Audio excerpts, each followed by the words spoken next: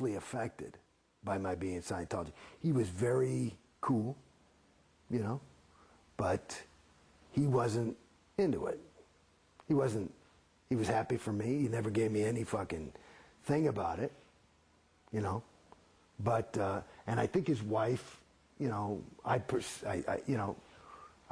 that, you know, she was a little bit more like that. At any rate, and they were right. But, you know, and then everybody in Scientology, not everybody, that's a generalization. I'll give you people.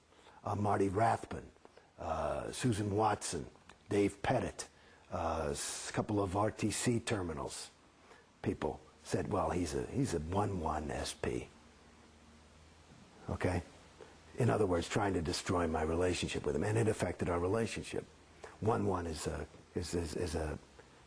a definition is covertly hostile.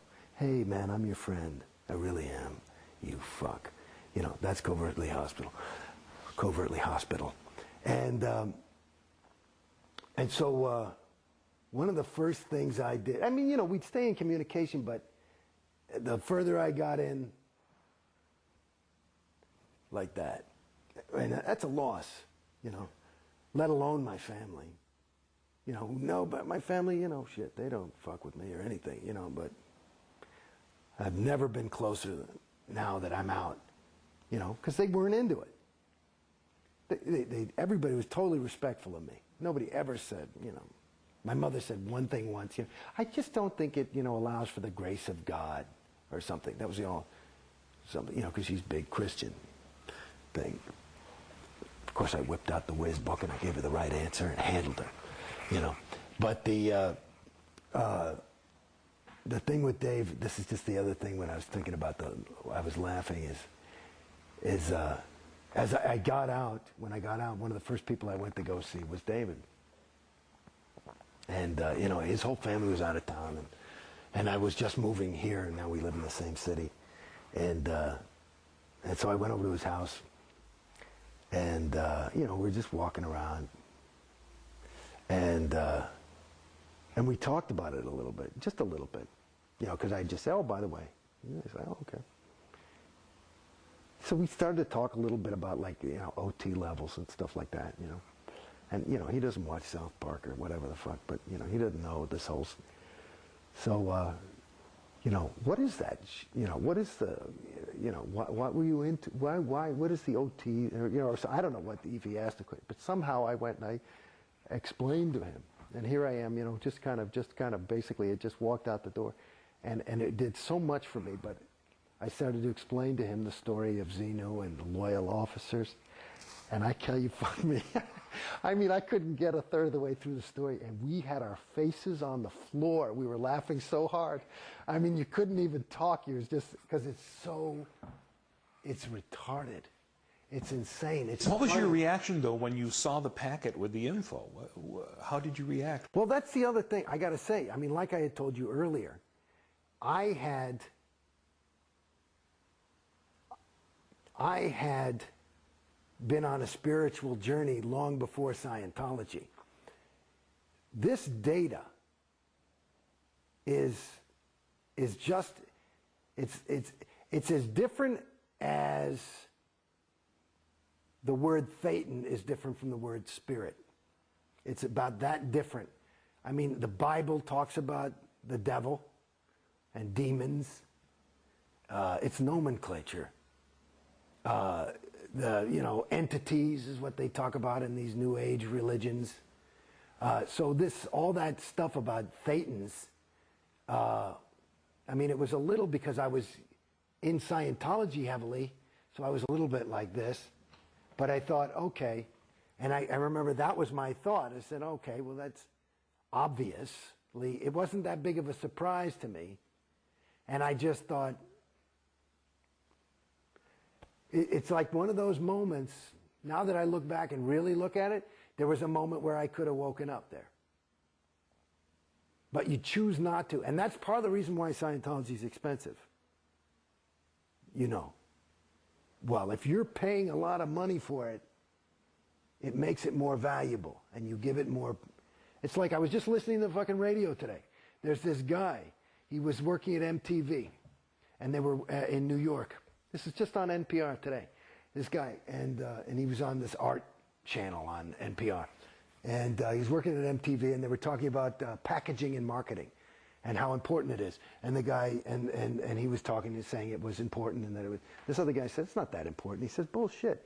And they had a little bit of an argument, and he said, well, let me see, let me show you something.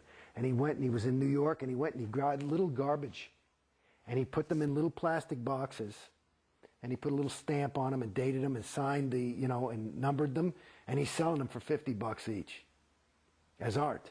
Started as $10 as just, and it was like a little gift. But now that they're up there $50 and $100 each, the people are actually calling them art. So it's an interesting thing. So again, it's your own, you're driving the car. It's just that you don't realize that the car, as a Scientologist, because you're in the trap, it's got a pre-rigged route. It's called the bridge. And so you feel like this is this easy life. I just got to sit here and the car basically drives itself. All I got to do is show up at the church and I'll be happy. And there you are. And you're on the bridge to total freedom. To total freedom. Yeah, they free you from yourself.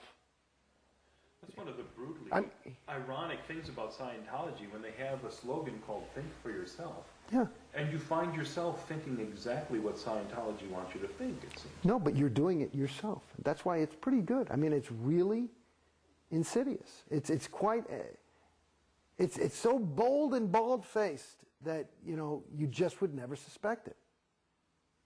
You know? It's another, reminds me, you remember those, I used to smoke cigarettes. And so I was smoking cigarettes and I wanted to quit and I couldn't quit and I'm smoking.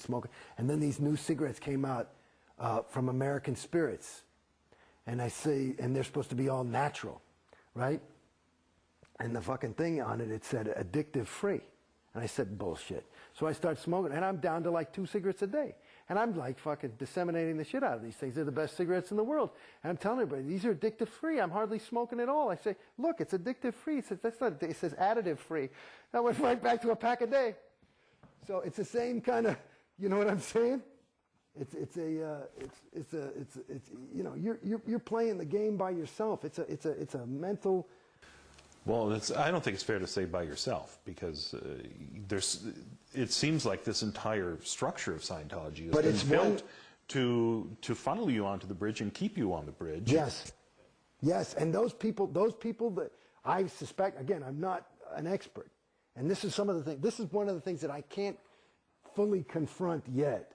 I can say that, in my opinion, that the lion's share, at least. Well over 99% of your Sea Org people are the truest of the true believers, okay? So they are really there they're trying to help you, and they'll not take no for an answer. It's like, you know, your son wants to touch the stove, and, you know, you're willing to physically stop him, even though he's sure that he wants to see that beautiful blue thing that's dancing there and touch it, right? And maybe even put his hair in it or something, you know what I mean? He doesn't know what fire is. They are willing to give their lives practically to keep you on the bridge, because this is for your own good. So, but they are doing it. That's just one individual, and that individual is doing his job. There's not a lot of them that need to be told to get up in the morning.